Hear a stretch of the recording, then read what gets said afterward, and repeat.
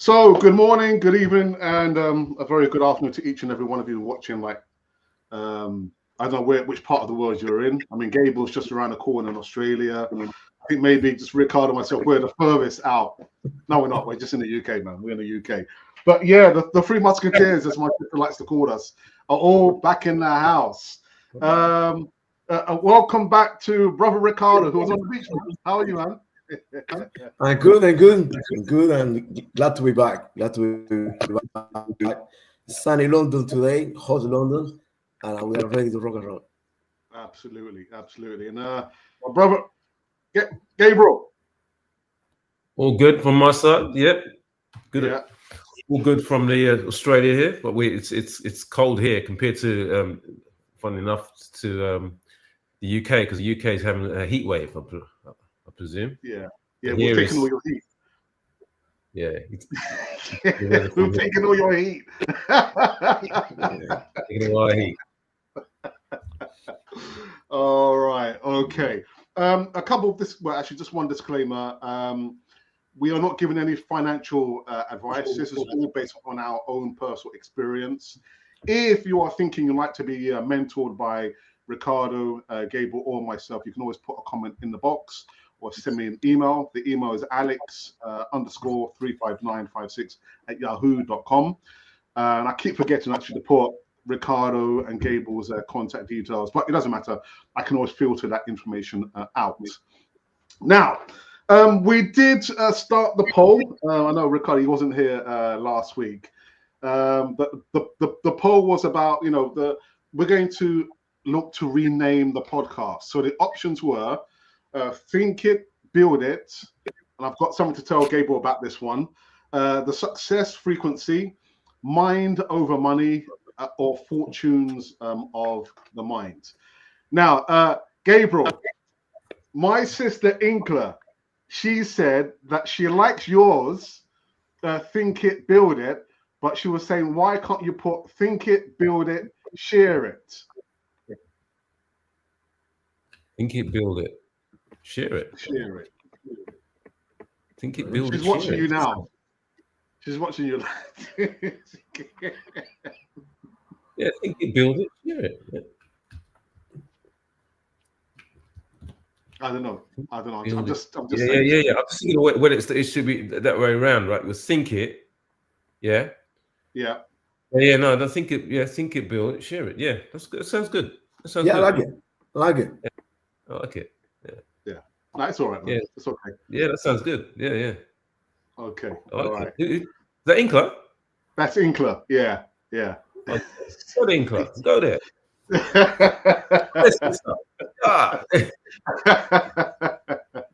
So we're going to be running this poll for the next, I'll say maybe 2 more weeks. I have seen the voting so far. We still want some more people to be voting, and at the end of 2 weeks, we'll see from the votes, the followers and subscribers, what you have decided to name the podcast. All right. So I think, let's get into this one. This one's going to be about the best quotes that we have read from the books that we have been reading over the course of 10, 20, 30, 40, and some of us maybe even 50 years, which is a long time, man. But I think Gabriel, I was watching the slides. You've done, again, a great job with the slides, man. Really, really good, man. Yeah. It gets easier. It just gets easier as you do it all the time. Yeah, so it's all good. Yeah. And actual fact, sorry, Gab, sorry to do this to you. There was a couple of comments that someone was following up from last week. So Ricardo, you missed the podcast last week. It was about giving advice. It's a blinder. So you haven't gotten away with it, Ricardo, and neither have I actually. So the question that I didn't want to respond to was, actually, they're saying I didn't get to hear from Ricardo or Alex about the worst piece of advice they received from their parents. What was the worst piece of advice that you received from you? You want to go for it? Go for it. For me, I think was, the typical thing when parents can't afford things because of, the economical situation that we know everybody go through. And my mom used to tell me, I already remember, money don't grow in the trees. And it's true. Money don't grow in the trees, but the reality was that they couldn't afford it. And then you grow up with that mentality that money, don't grow the tree, of course, but it's not about you need to do something to change your economic situation or do something different to make the money. Bear in mind that it wasn't any great opportunity in Cuba at that time. I mean, my parents were just working class people. We didn't have nobody living abroad to send anything to us, so we needed to generate what we could generate in the country. But my mom used to say that, what do you think, money grows in the tree, I haven't got money, I can't afford it. So that advice is a typical advice where parents can't afford things, and I grew up with that. So for me, it's gonna be that one. Yeah. Again, I really had to think about this one. I probably still need another week to think about what has been the worst piece of advice. You know what? Because, like I said, Gabriel, last week, with what we had, mom and dad working, they having 5 children, 2 boys and 3 girls. They put us in a great situation. I mean, the legacy. I can't remember what was the worst piece of advice my mom or dad actually gave me. So I'll probably need another week to think about it, to be honest, Gabs. Gab. You have to. I know what you're saying. You have to find it, because at the end of the day, when you look back, as I said, during the time when they were giving it, you may have looked back and go, as I said, I don't know what you're talking about. I don't think it makes sense to me, because at that point in time, it didn't, did it? At certain times. But when you look back in retrospect, right now, and you've lived and you've gone through life, now you look back, and then it's almost like you're looking in retrospect, and then you're looking like you're replaying the video, right?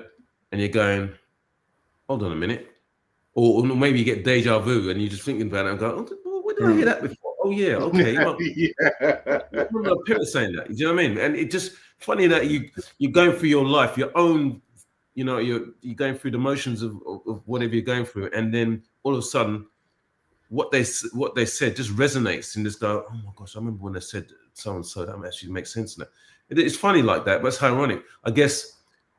As I said, they say hindsight is 20/20 vision, isn't it? Yeah. Absolutely. Right.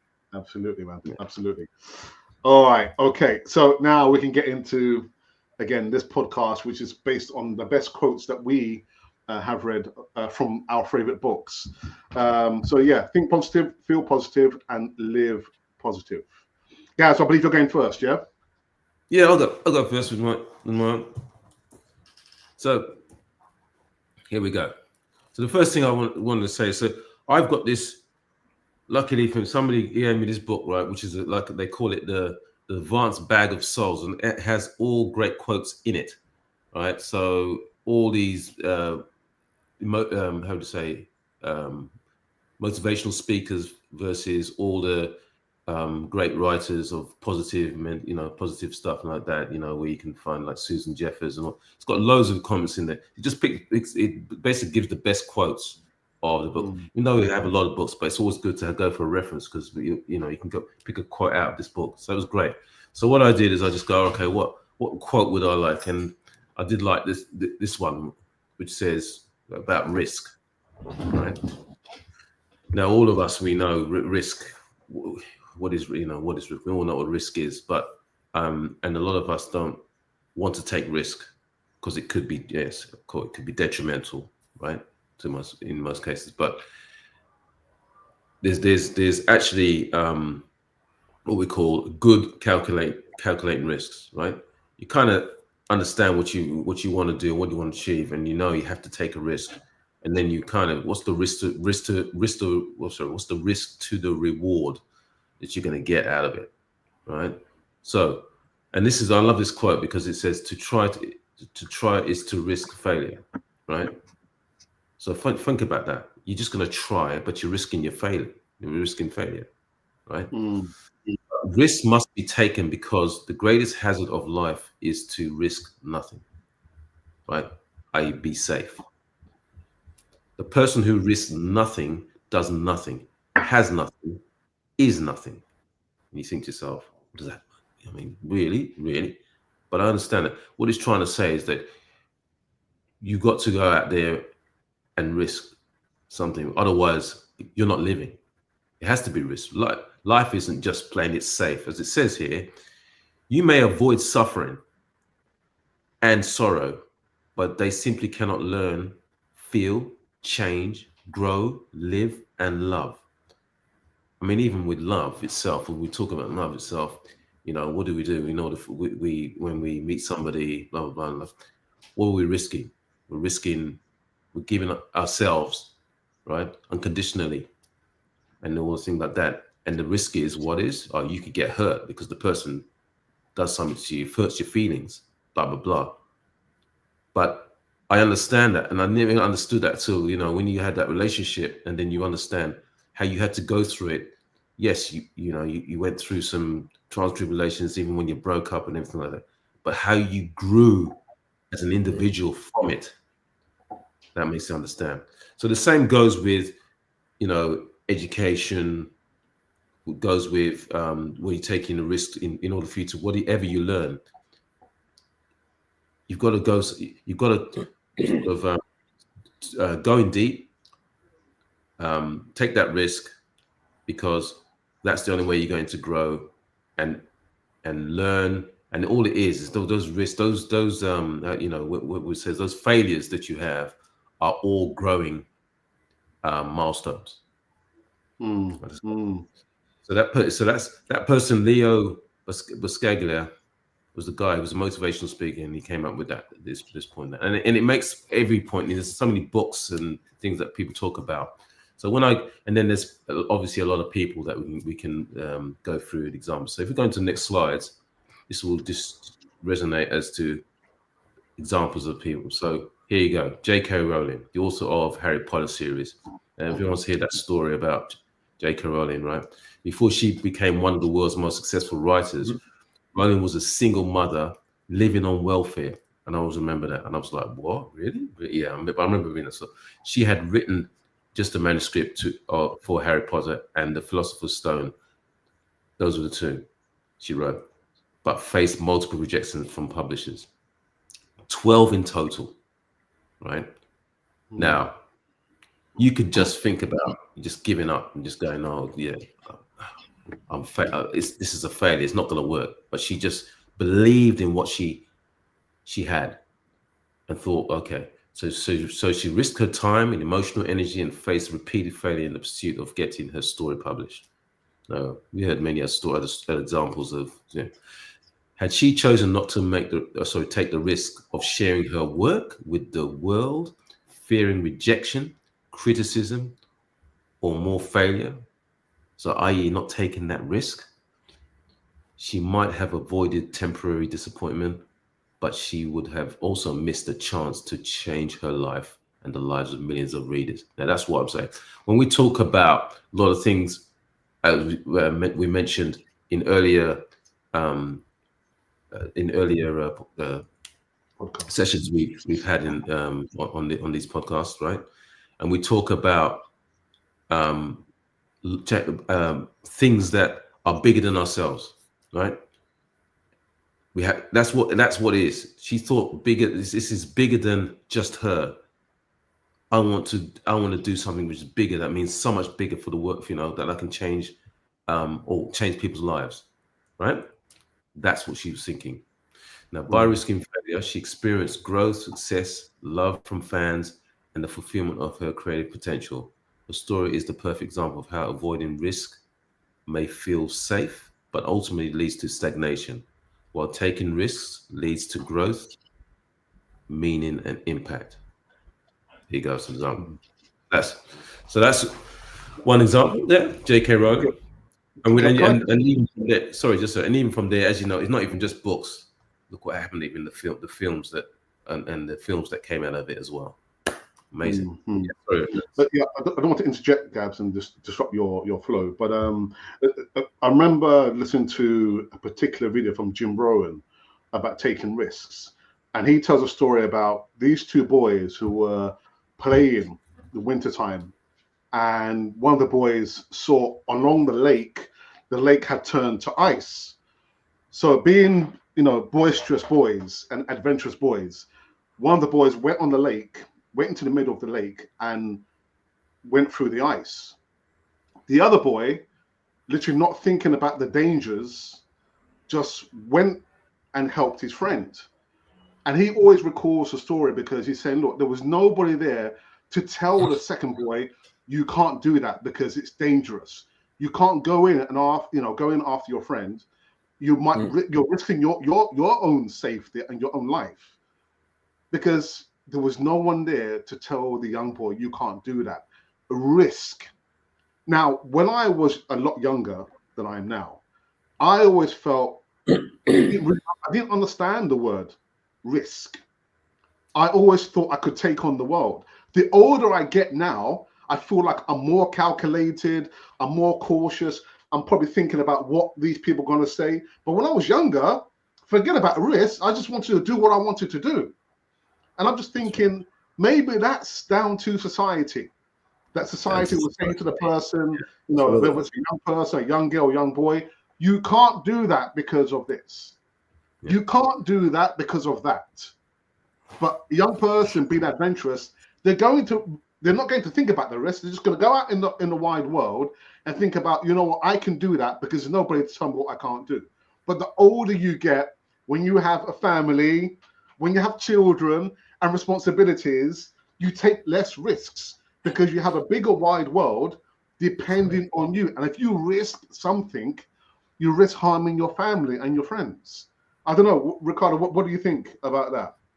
No, absolutely. I do believe the older we get, the more we think about the consequence. Also, as you mentioned before, the people that's going to be affected with our acts or way of doing things. But I have to say, this is funny because we are living now in a culture that when we were younger, we were more free to do things. There was a different era where kids used to play more, come out of the houses, be more assertive, exploring more. And now we're living in a world where the kid the first word that the kid listen to from their parents is no. You can't do that. No, don't do that. And then it's like this young generation, I don't know, it's like we are stopping them even from taking risk or learning how to take risk. Because we have that. We play outside. We try to climb up the tree. We learn, we fall, we broke an arm. We threw stones. This is the world that we were living. So we learn about risk little by little because we took it. But this young generation, they don't know anything about risk. Yeah, they're inside the book says they don't know what life, playing, and and life is a beautiful risk that is worth to be taken. That's life, but we have the opportunity. We learn a different way about risk. I believe. I think. Yeah, no, you're absolutely right there. The thing is, I tell you, the paradigm shift in the sense that. As you said, the society, especially when you compare to when we were a lot younger. Now, society is interfering more so to say that even when you're allowing a child to take risks, they can turn around and go, "Hold on a minute, your parents allowed you to do that. That's child abuse," or they could say something. You know what I'm saying? So they're now starting to put labels on it that you can't do that to your child. Why do you allow your child to do that? Do you know what I mean? So there's parents who, who like to muddy cuddle their kids, and then to see another child there who's willing to be more free-willed, and then they're looking at him going, "Oh no, I don't want you in here. This is that you're not doing the right thing." You know what I mean? Yeah. Now they're judging. Yeah, absolutely. But Gabs, you're talking about taking calculated risks. Don't be so unmindful about the dangers. But you're talking about, you know, being more measured in the risks that you're about to take. That's what you're talking about, aren't you, Gabs? Exactly, I'm talking about exactly, because all, you know, it's not here like you go out here totally blind. It's blind risk, right? You know, to the point where you're not even, you're going out there. These people know what they want to achieve, right? And go for it. So it's all about just looking to themselves. This is the way I want to go. I know the risk. All I am risking is failure. Right. Yeah. Okay. Right. So you know, the thing is, what I'm trying to say is that they just I don't want to fail. It's not that they're gonna turn around and go, oh, I don't want to fail, I want to fail. That is the only thing. They just don't want to fail. It's not the fact that they looking at failure. Even if I got knocked back and I'm knocked back, I'm still going to continue because I know eventually I'm going to get there. That's not how I look at it. So everything there is a lesson. So that failure is not even they don't look at it as a knockback. You know, it's a knockback, but it's not like it's going to say, you know, knock me back, so I'm not going to do nothing. I'm just going to take it and go, okay, fine, next. That's what I'm saying. Absolutely, 100%. Oh yeah, Oprah. So yeah, as everyone knows, Oprah was born into poverty in rural Mississippi and faced significant hardships, including, you know, abuse, discrimination, instability. Despite this, she pursued education and started a career in local media. But she didn't stop there. In the 1980s, Oprah took a major risk. Now, that major risk was that she shifted from news to hosting a daytime talk show, which we all know about, or most people know about, which was not a respected path at the time for a Black woman, right? She later bought the rights to her own show, forming Harpo Productions, which allowed her to control her brand and content. A nearly unheard of move back then. The result is Oprah became the first Black female billionaire. She built a media empire that includes TV, film, publishing, television network. She became one of the most trusted and influential voices in America and around the world, as we know. She used her wealth and influence to promote education, healing, and, you know, that was all the philanthropist things that she did. Now, again, with herself, she didn't look back and say, because I'm a Black female, right, I'm going to allow this to, not many Black females or any Black females I've heard of have done this thing. And even if I try to do these things, I'm going to get a lot of flack from and repeated rejections because they think that, well, you know, I'm not marketable. She didn't think about that. She just believed in what she did. So that just shows you that despite what she went through and how she grew up and everything, her mindset was that this is what I want to do. So her dream was, this is what she wanted to do. So so again, with the risk of her maybe being her as a, the risk was, what is it? Failure. The risk is I'm going to fail miserably, but she didn't see it that way. I'm going to continue pursue what I want to do, and we know from there on, history and that, everyone knows what she achieved from here on. So that was a testament to someone like. But it'd be interesting to know whether she had any people in her ear saying, "Oprah, you can't do that because Oprah, you can't do this because." I'd be interested to know whether there were people in her circle of business-minded friends or family, if there were a negative. Oh yeah, there were. Oh, absolutely. If you read her book, in the book, she mentions things like that. You know how to, there's no question about it. If you are going to do something big and great, how do you not get rejections? Alex, that's part and parcel of it. Absolutely. There is always one. Yeah, no, I know. I know.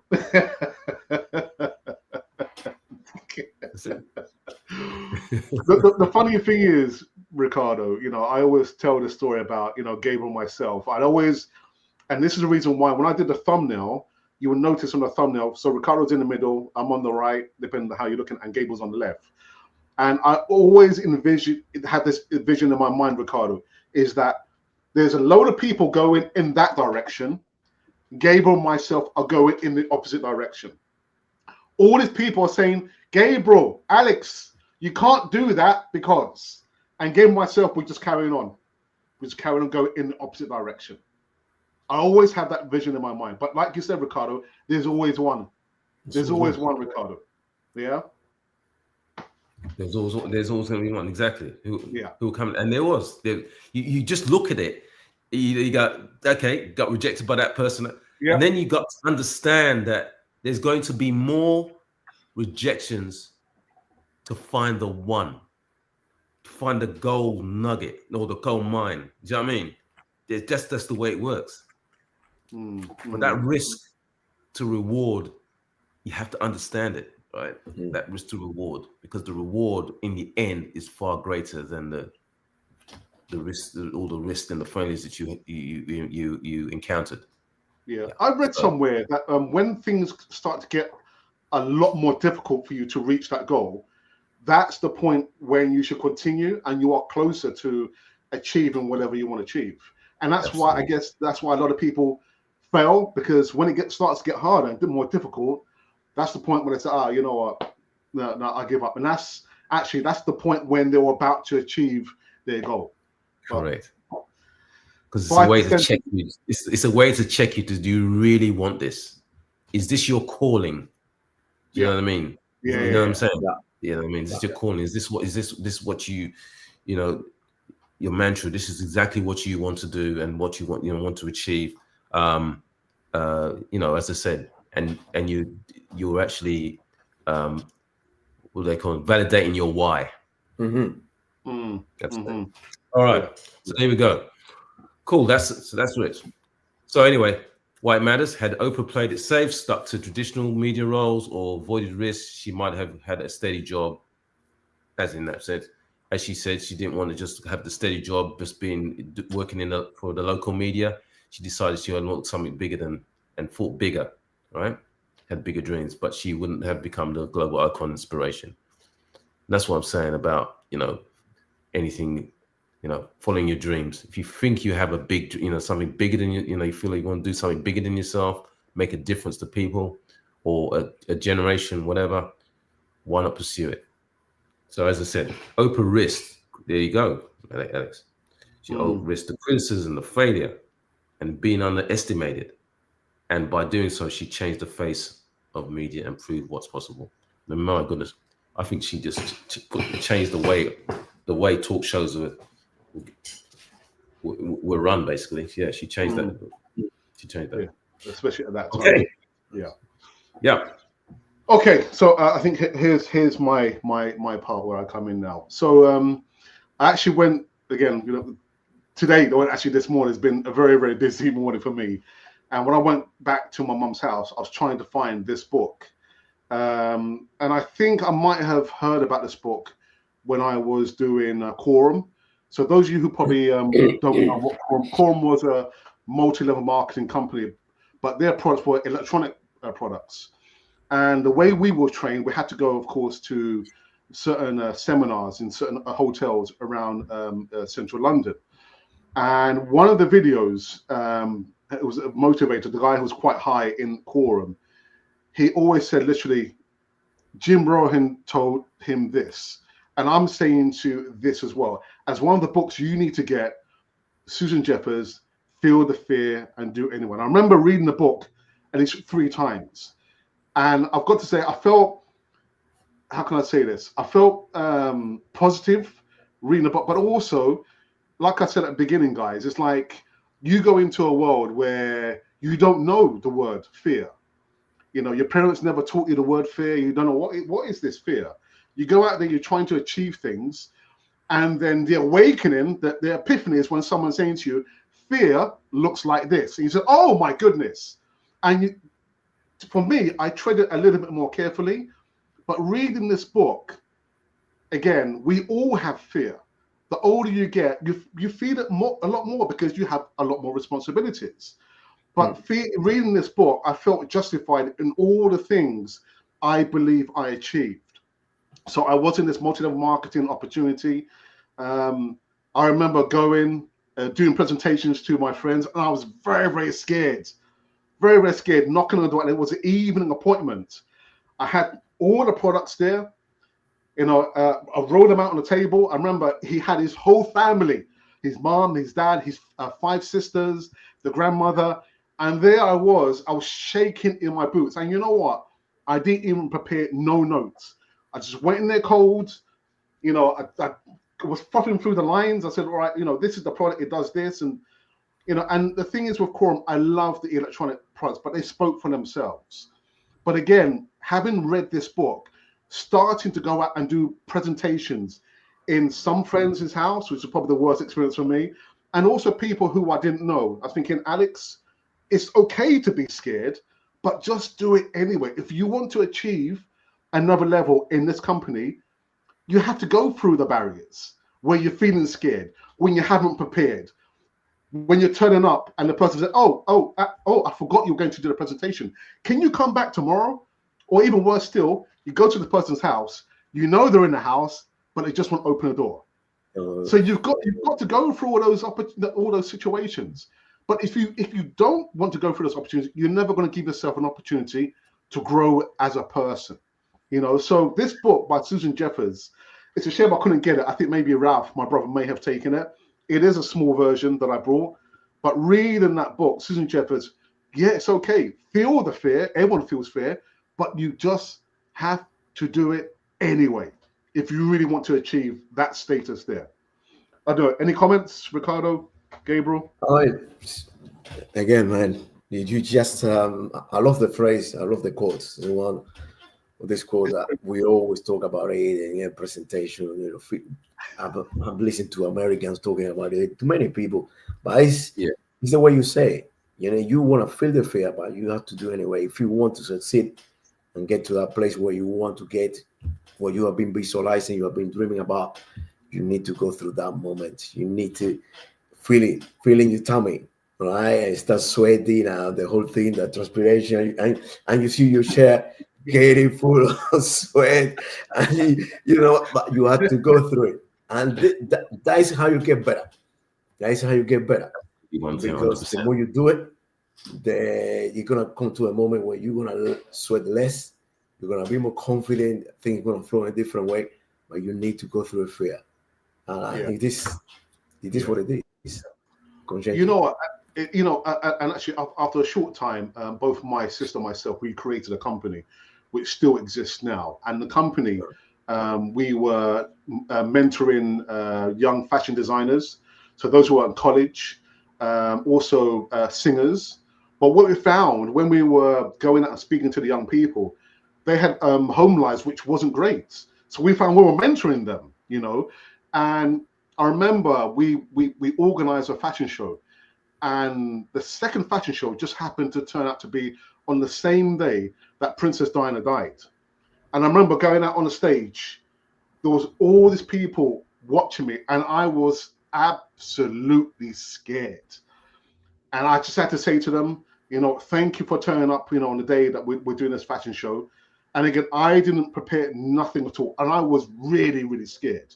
And I remember my mom and dad were at the back. They were on the side of the wall, but they were, you know, I could see my mom, she was waving at me. But I was really, really scared. Going on the stage, having to, you know, introduce or start the show. But before doing that, you know, saying a tribute to Princess Diana. But yeah, you know, again, if you don't give yourself those opportunities to learn and grow, you're never going to learn and grow. You need to put yourself in those situations, you know. And again, what is the worst that can happen? What's the worst that can happen? No, exactly. You can have, again, you can get the worst. It's not worse. It's nothing worse than that. And all it is that you just go to yourself, okay, well, I didn't do great. Next, as I expect, you know, as we said it, the next one, I'll do it again. And it does, and it gets better every time. It does. That's it. You've got to start somewhere. Sometimes you get to the point where there's people that actually try to do those things, those presentations out in an audience, and literally get stuck for words, literally brain freeze, right? Yeah. Sometimes it can happen, right? Because you just go, oh my gosh, you know, it literally is just, you got brain freeze because you go, oh my gosh, this You know what? You know what? Yeah. You know, I you know, as you know, Alex and Greg, you know, I've done presentation, and to be honest, it's still anybody here in the audience can work it out. I know from here, I still got an accent. And also in Cuba, we speak quite fast. When we speak Spanish, it's quite fast, and we sometimes we don't finish the end of the sentence, and but we understand each other. This is the way Cuban people talk. I remember the beginning when I started doing the presentations here. God, you can imagine, right? And I always have the one that come in and say, when I finish the presentation, they will come in, because there's always one. Because people good for, or there are some people that are really good for criticizing. There's some people are really good for taking the analytics. They can see you that they come. But listen, you have a strong accent. I think you should. And for me, inside me, I always take it with respect and never say nothing to people. Or don't. Oh, great for the advice. I'm pretty sure this is a constructive, criticism. But for me, I am here because you don't want to do it. You are the one getting me in that situation. Don't present it. I would do anyway, but you're the one who speak English. You should be there doing the presentation, not me. But I'm still here because I have a purpose, I have a vision, and I want to achieve something. But you speak better. Of course, you speak better than me with your eye closed, but you'll be there. You come past your fear to be there where I am now. Yeah, some people just try to put it off to you. Yeah, I know. That does happen, isn't it?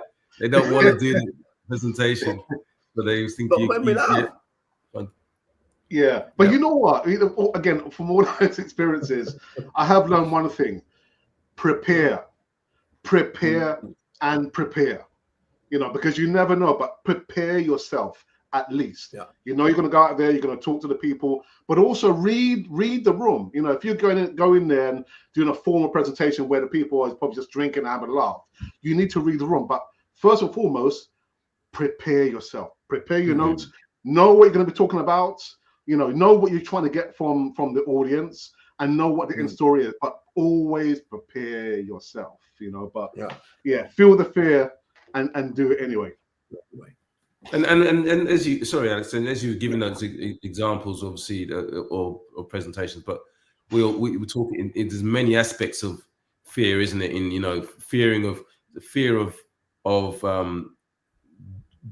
doing something that you really want to do, you're passionate about, and it's going to put you in a how would you put it? Put it in a situation where you're vulnerable, right? Right, and that's so because now you're almost like in the public eye or something like you're going to be more in the public eye or something like that, where more people are going to see you rather than anything. That if you're an introvert, so if you're very introverted and you're trying to and you want to do something which is going to get you a bit more in the public eye as well, you have to then go say to yourself, okay, now I have to put myself in an uncomfortable position. But that's okay, because it's all about making the uncomfortable comfortable, and you have to work on that over time and you get better at it. But you know what? There are many people who are not great speakers, and they think they're great speakers, and there are also people who have the talent to be a great speaker, and they lack the confidence. I've known so many people who have the skills to be a great speaker, but they don't have the confidence because they're scared. I was thinking, man, if you could, let the people hear your voice, let them know your thoughts. They don't have the confidence. I know so many people like that, Gabs and Ricardo. Because when they're talking to two or three people or something like that, and the person's talking, you're going, "Wow, you can talk." Right? You know what I mean? You just hear you can talk, and you go, "Wow, man!" And not even that. The way you talk is it's so eloquent, and You know what I mean? The way you talk, and it's great to hear you. You command an audience. So, but as soon as they get into a massive, a bigger crowd and everything like that, it's like, oh no, I can't talk. That. Yeah. So it's funny that it's trying to go that extra step. Of course. Yeah. All right. So again, great job, Gabs. The slides. Key aspects. Fear. It's normal. Fear. I'll probably say, feeling nervous. These are good things for you to feel. If you don't feel them, I will probably say probably something wrong. But it's okay to feel the fear, but work through the barrier. Whatever it is, whether you feel like you don't have the confidence, practice. Put yourself in those uncomfortable situations, because if you don't, you're never going to grow. Fear is not a sign of weakness. Absolutely not. I always tell the children I work with, they're probably scared to do this. They're probably scared, to go and speak to the teacher. It's not a sign of weakness. If anything, it's a sign of saying, you know what, I realize, I'm probably scared, and I'm feeling fear, but it's not a fear. It's not a sign of weakness. Absolutely not. It's a natural part of change, risk, and personal growth. Whether it's fear of failure, rejection, or the unknown, everyone has that fear. Some people don't like to admit it.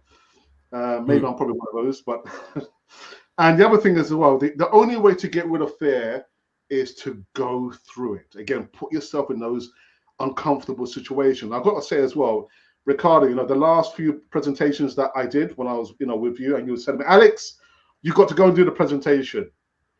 I always have that feeling of anxiety, but I would do it anyway. I'll always do the presentation. And those situations where I've had to do presentations for my own personal business, and I'm feeling scared and fear for what people are going to think, those have been the best. And people say, oh, you know what, that presentation that you did, the way you spoke, and can I get more information? I'm thinking, really, was it that good? In myself, I did a good job. You are a good presenter. You are a good presenter. I have to say that. You can present. Presentation, preparation. So avoiding fear intensifies it. Action reduces fear. The more you confront what you're afraid of, the more power and confidence you gain. Every time you push through fear, the fear gets smaller. So someone did put a comment up. I think, I'm not sure whether you guys read it. Someone said, isn't every day a risk? I think, all right, they're going back about what Gabriel said. Every day is, yeah. I think that's a good point. Do you know what? That is a very good point. I think I would say yes. Yes. Because let me tell you something. As soon as you get out of your bed, as soon as you get, now you lie in your bed, that's probably the safest place you're going to be. You're doing it because you're not doing anything, and it's probably one of the same. I'm not saying, you're not saying that nothing can happen. Something could just happen and fall on your head, while you're sleeping or like lying in bed. But as soon as you get up and you start doing things, there's a risk, right? You could fall. You could, you're doing things and things don't happen the way that, you know what I mean. Calling someone, you're hearing someone calling you and telling you something that you have to do, and then you have to go out there and then, you know what I mean. That it doesn't matter. Situation, as soon as you get up and you're active and you're doing what you're doing, it's a risk. Absolutely, every day is a risk. But that's great, because that risk, as I said, is the fact that you're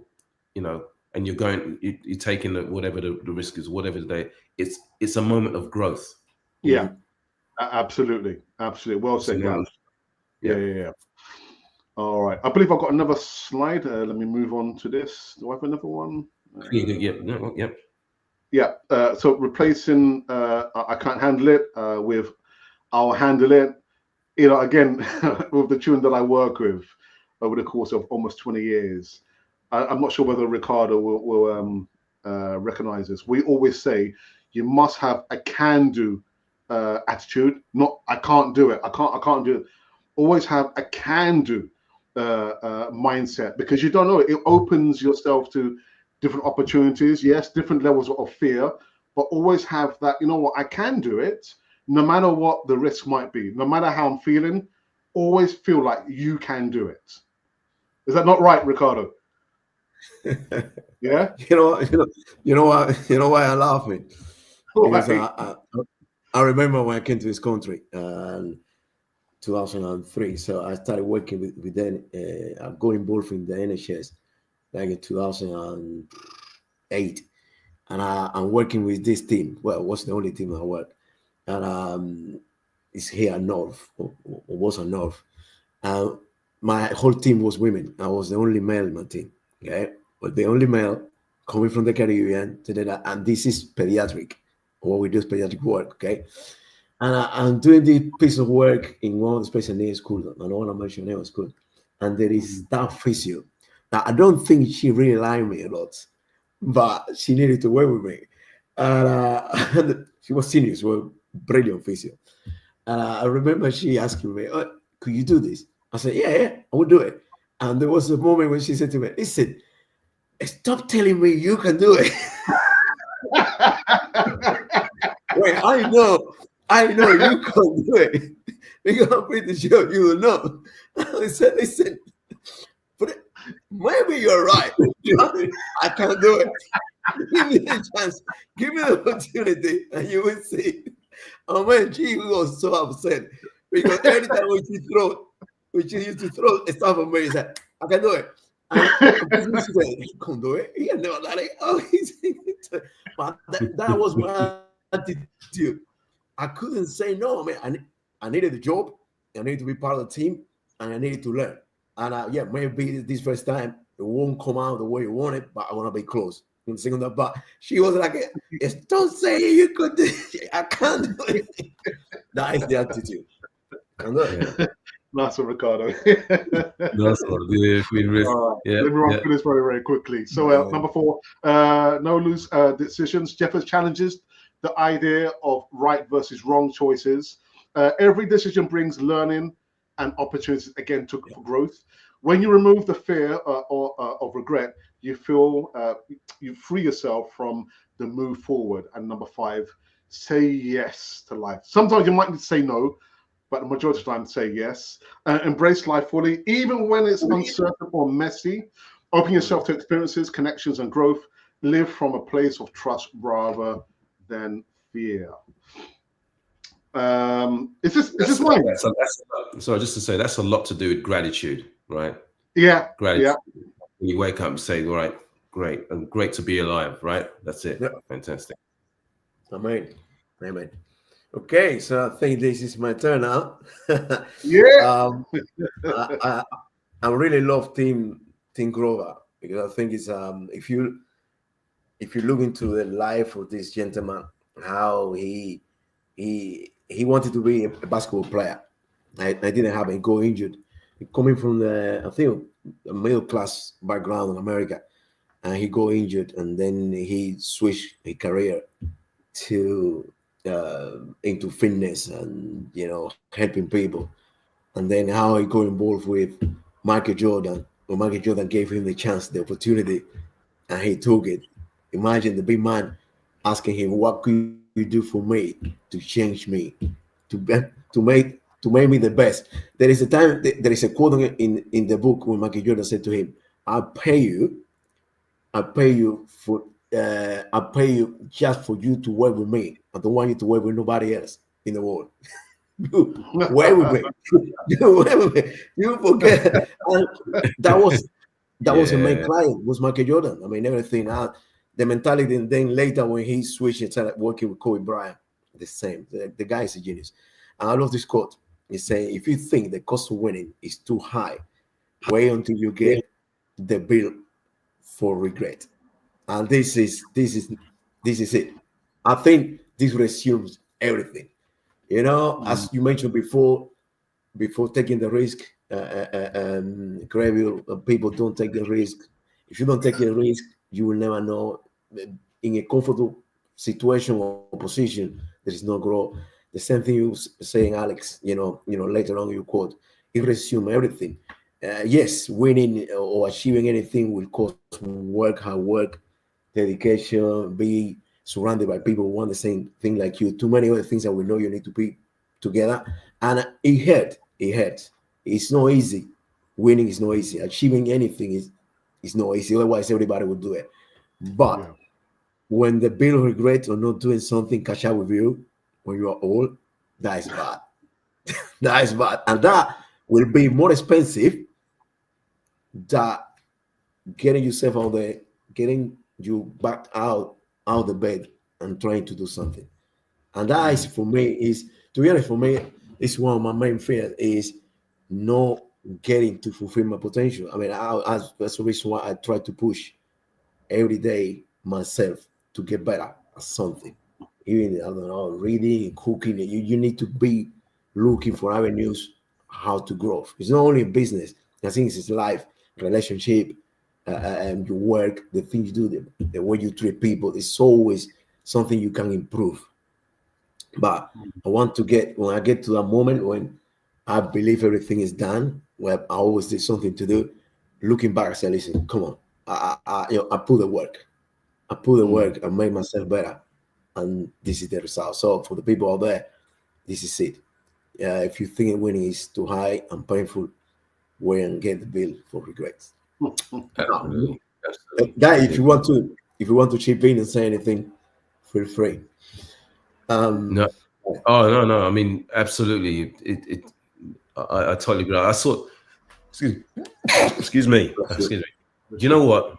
It's so funny because during the week, I was trying to remember, where did I see that quote, and where have I seen that quote? What was it? And I was gonna go on Google and just to find it, something to do with what will happen when you come to the end of your life. And I just didn't know. Then when you sent that, I went, oh my gosh, that's it. That's it. That's exactly what I'm looking for. It was great. It was fantastic when he came up with it. I said, yep, good. That's the one you can put on. And it makes absolute sense. Because when I saw that, I went, wow, that is so powerful. Just imagine you at the end of your life and you turn back and you say, I should have. If I had more, if I was a lot younger, if I was able to turn the clock back, I wish I would have done, I wish I had done this, or I wish I'd done this, or you can't go back. You know what I mean? That to you will just leave a great level of sadness. Right? You know what I mean? But the fact that you actually went, you lived your life on your terms and to the maximum as much as possible, in order for you to achieve what you wanted to achieve. Even if sometimes, yes, it happens, you may not have, you've tried it, you did all what you could and you didn't quite, maybe there was a bit of failure, but that's okay. You tried it. What did it do? That was a lesson, and maybe move on to something else. So on. You know what I mean? Because it does. It makes you move on to something else, and you go, oh, maybe it wasn't that exactly the thing that I wanted to achieve, but it made me learn a lesson, and then maybe wanted to achieve this over here, or maybe get to this potential or whatever. You know what I mean? So that's what we are trying to understand, and living the life of regret, big thing. I wonder if there was a poll done for the next 10 years, so people who are coming towards the end of their horizon, how many of those people would be at that point where they have so many regrets? Do you think it might be a high percentage that people would just have a lot of regrets? Oh, absolutely. Yeah. Oh, absolutely. I think a lot of people, but let me tell you something. I think when you live your life to full potential and you're happy, normally you can see that person. That person it has this energy. That's it. You see the energy every time you see them. That makes you feel it, the aura and everything like that. When you meet people who are just living a very mediocre life, haven't done things, guess what? When you see them, you speak to them, you understand why. Well, they speak to you in a way, or they're always sweating the small stuff, or picky on people, picky on that, or that. Do you know what I mean? That mentality. Do you see what I mean? It just shows you that the person is just small-minded in the sense that they just don't want a mediocre, and they have a level of regret where they're not that happy. That's it. So they project it onto other people. Bitter. Yeah. It's bitter. It happens, and you see it. You go amongst people and you see that. You know what I mean? Now you would not see that in a person who's actually living their life on their terms, and going to say, even despite the fact that they're having setbacks and everything, they're going, boy, but I can see the light. Someday I'm heading for it. Do you know what I mean? There you go. It's funny, because just within the last, I'll say 2 weeks, I saw the guy who plays Captain James Kirk of Star Trek, William Shatner, who's just turned 94. And I think he did an interview in the UK. This guy is 94 years of age. You probably think that he's in his 60s. This guy is so full of life. Yes, so I've seen active. it. I'm thinking, you're 94. You're 94. You put, most 60-year-olds to shame. So full of life. Still got, still has a sense he of has humor. done. Oh my goodness! And even this last couple of days, they're talking about there's going to be a dance competition in Blackpool, and this woman, she just hit 90, full of life, 90 years of age, man.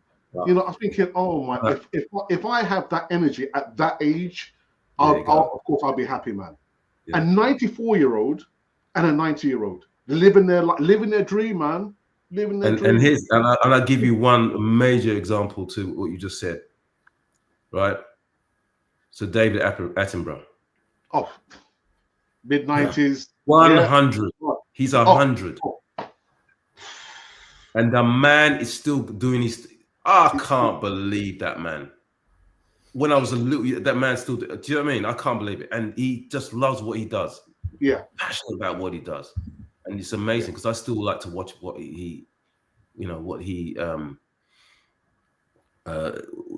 basically what he speaks about. And when you watch his, the planet and all that stuff and everything like that, he narrates and all that. It's wonderful. I still love it to today. Yeah, because I know it's amazing. Right. But you know what? It's interesting when you know what your passion is or what you want to do from a very young age. Because I think from when he was very young, he knew what he wanted to do. There are not many people, when I speak to young people now, what do you want to be when you grow up? Oh, I don't know. Or I want to be a YouTube creator. There are not many youngsters who know for a fact what they want to do when they grow up. And they have that passion. But David Attenborough, he had that passion from a very young age. Passion. And that's what some people just have it because the calling there is there from here. But sometimes certain people don't have it right there, but they have to just dig deep and go through the motions and then find it, right? That's what happens. Yeah. So, Ricardo, shall I go to the next slide, yeah? Okay, next slide.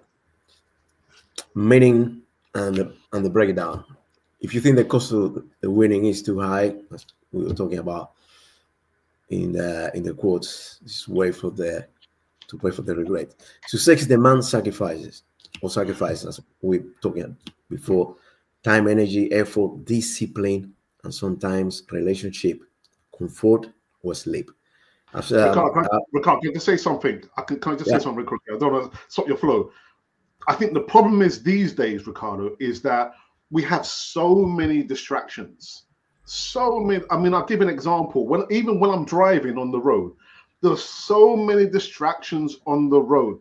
E-bikes, cyclists, motorbikes, pedestrians. That's just driving. But in our lives, the social media, there's so many distractions. There's some distractions that we receive automatically and we don't even realize it. There are distractions that we are so happy to receive. There's so many distractions. And so we're talking about time, energy, effort, discipline. In our modern lives now, we lack the discipline because there's so many distractions, Ricardo. So many to focus on. I totally agree on that one. Completely agree. Completely agree. It turns a joke, It's just too many things getting in the way at the same time. All of that. It's not one after another. I know. At the same time, all the way. It's all of them. It's difficult to. You need to be even not disciplined. This is discipline, having a routine. You need to put all of that together if you want to succeed or focus on what needs to happen. You resume the one. And many people see what it takes to be great and shy away. Thinking is too painful, intense, or demanding. Place. Maybe looking for instant success as well. They don't want to go through the pain. They prefer to go, cut corners, and try and look for the easy way for success. Not for me, man. No. I was saying before, I mean, it takes work. It takes Yeah. work. Yeah. It takes dedication. It takes hours. It takes sleep. It takes some time, talking with the family and telling, listen, guys, this needs to happen today. Just give me a couple hours. So it takes a lot to put together. Grover's clients, Michael Jordan, Kobe Bryant, Tony Wayne, were willing to pay the cost. Absolutely. That's the reason why we go to a level that they achieve with him, because they were disciplined. I mean, I think the link between these three is they work hard. Period. They were really hard. Yeah, because it wasn't all about the talent, was it? No. Yeah. All about people go, you know what I mean? Michael Jordan, geez. I mean, everyone goes, "Wow, he was amazing." Yeah, okay, was as an athlete, but that was not enough. There's other athletes that you see probably just as good as an athlete in terms of an athlete as Michael Jordan, but it was the mind.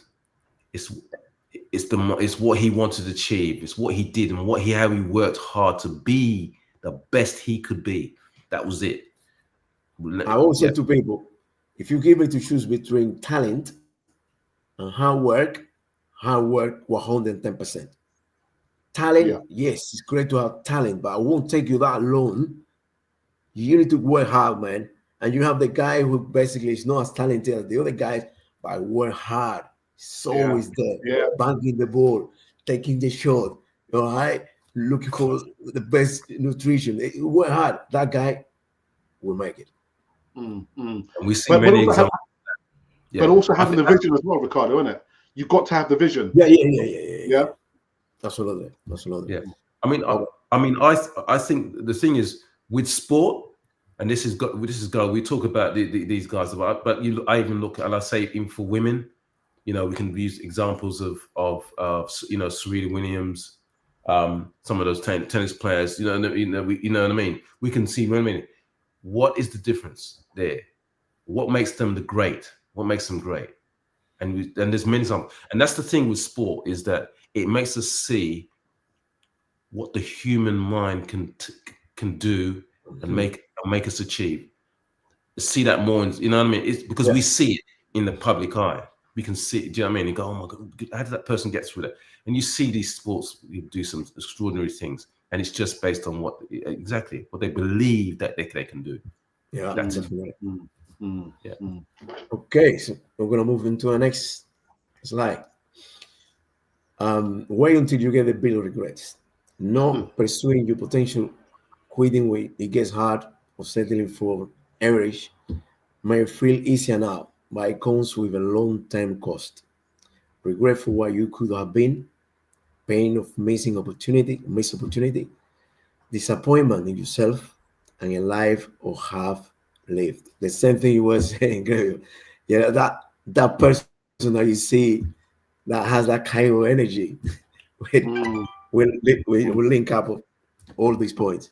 Regret doesn't come all at once. It builds slowly, and it is emotional cost lingers far longer than the temporary pain of discipline of failure. I love this. Regret doesn't come all at once. It's true. Exactly. And it's emotional cost far longer than temporary pain of discipline or failure. Exactly. You know what? There's a particular video that I like to put in my WhatsApp group based on a video with Denzel Washington. And the one part in that video where is a motivational speech that he's done and it's been chopped up is when he's talking about when you are on your deathbed and you see all the ghosts, those ghosts around your beds, and those ghosts represents all the dreams and things you wanted to achieve in your life. And they're saying, you know what, you could have put life into us, but now we have to go to the grave with you, never having to fulfill all those dreams and things you thought about. I'm thinking, well, I'm not going to say I'm perfect. I'm sure when my time comes, there will be some ghosts that I didn't, really fulfill. But that hit me really hard. I was thinking, oh my goodness, imagine being on your deathbed and all these things you wanted to achieve around you, and saying, you know what, you could have breathed life into us, but because you were lazy, because you weren't focused, because you didn't take it really serious, these dreams are never going to be fulfilled. I was thinking, oh my goodness, man. Woof. Absolutely. Wow. Powerful video. Powerful. Yeah. That makes you realize, isn't it? I've seen it. It's good. Yeah. It's good. I don't recommend anyone here who can't find the video to watch it. Yeah. Wait until you get the bill of regret. You want to start a business, you will sacrifice weekends and comfort. It's true. And you want a healthy body, you will give out junk food and exercise. I mean, I think all of us, we know what needs to be done. But some of us, they just don't do it. All right? Yeah. And you want a meaningful relationship, you will put an effort and vulnerability. Yeah, it's true. But the cost of not knowing these things, being stuck in a job that you hate, struggling with health, or living lonely, is much higher in the long run. And something everyone knows that's definitely the case. Yeah. Yes. Pay the price now, or pay with the great later. Yeah. I love it. Great slide, man. I love it. I love this. All right. So we've basically got a few more minutes. So we actually run over an hour. There has been a couple, I think, of other comments. Oh, right. Okay. This one says, well done, Ricardo and Gabriel. Hey, what about me, man? What about me? What? Did I not try it? I need to risk something. Yeah. Alex, mate, come on, man. They do mean you as well. Of course they do. Of course they do. Gabriel, you're getting a little bit bitter now. Yeah. Don't get picky now. Go on, you.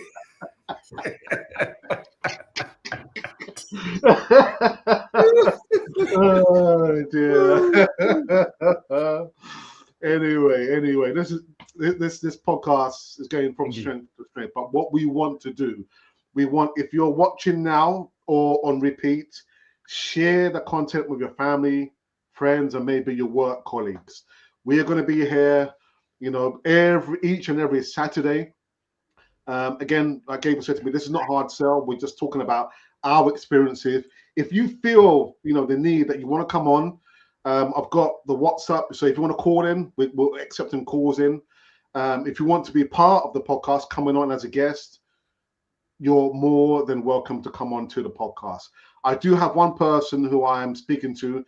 So maybe within the next few weeks, we're going to have a guest come on there. But yeah, just if you're feeling the love, come onto the podcast. If you feel like you want to be mentored, I'll put the contact details in the description box below. Gabs, any final words before we wrap up this one? Final words is as we say here, it's all about understanding. Sum it up, understanding risk. Yeah, live through your fear and go through it. And obviously the other one will say this, and when you go through all those things and live your life to the fullness, guess what? I don't think you have any regrets. There you go. Yeah. Well said. And Ricardo, man, any last words before we'll wrap up this? Guys, for everybody here, the audience, for us, let's go out there and live. Don't just get compliance with assistance. Assistance is ordinary. It's boring. Get busy. Get excited about everything in life that comes to you. Magnify it and bring it back with the same energy to other people. Absolutely. Well said. So we're going to be back next Saturday, another podcast. We haven't decided as of yet what the content is going to be about. I mean, we've got so many ideas. We're going to be running this one like a hot fire. But to everyone who came in, commented, even though they didn't say well done to Alex, I understand that, man. But yeah, this one's been good. And remember, this is not financial advice. This is just based on experiences we've experienced personally ourselves. But if you're feeling the need, if you're feeling the love, send me an email or just drop me a comment on the podcast. But as of now, we are done. Gabriel, absolutely wonderful. Again, brother, the slides, the information that you put on, we can't do the podcast without that. So thank you very much for that. Ricardo, good to see you back in full effect. It's nice to be back. Good, man. Yeah, nice. Well done. And that's it. So reach out to us. Have a great day. Again, I don't say have a good day. Have a great day, whatever you're doing, and be kind to each other. Until then, we shall see you on the next podcast. Take care. See you later. Bye, guys. Thank you. Bye.